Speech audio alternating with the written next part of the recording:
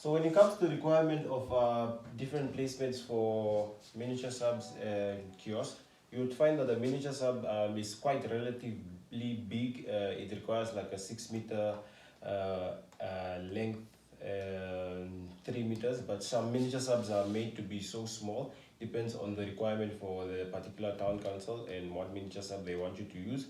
You'd always want to place the miniature subs at corners of households.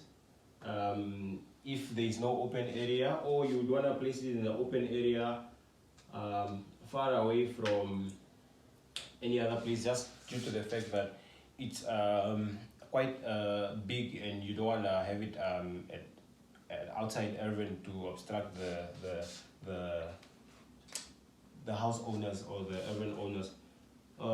So further requirements are in the book that I put up on the drive. The link is in the description below if you want to go check out those books. And then we're the feeder cables. We have got two feeder cables. We have got the MV cables and then we've got the LV cables. The LV cables are just for the low voltage which we'll be using from the kiosks to the houses. And then the MV cable is the cable from the miniature sub towards the kiosks in the load center towards the miniature sub. So those are the different kinds of cables. They have different sizes depending on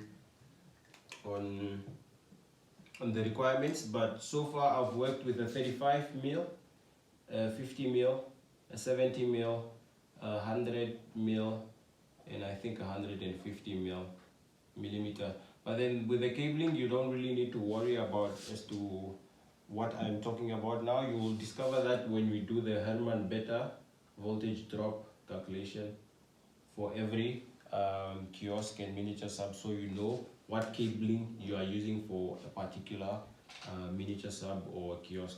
So we'll do that all in Excel, and there's already a template for it. So when it comes to kiosk naming, kiosks are usually named accordingly in such a way whereby the contractor or you, the electrical engineer, knows exactly how the electricity movement is being conducted. If you don't know what I'm talking about, electricity movement, you can go check out the first video I uploaded on electricity movement. So for the kiosk, you would have it as a drawing, something like this. Is how you would typically draw the kiosk. What you would find is you would find it labeled as K1.1.1, for example, and then the next kiosk might be here, which can be labeled as K1.1.2. So the first number here is just the kiosk where it's being fed from. So if you are feeding it from the first miniature sub, so this is the number that you put to represent that you are feeding that kiosk from the first miniature sub. The second number is the feeder cable that you're using. So the feeder cable is if you have your miniature sub like this, and let's say this is miniature sub 1, so you would have different cables going towards different kiosks. So you would have one cable going towards this area, and then another cable going towards this area, another kiosk cable going towards that area.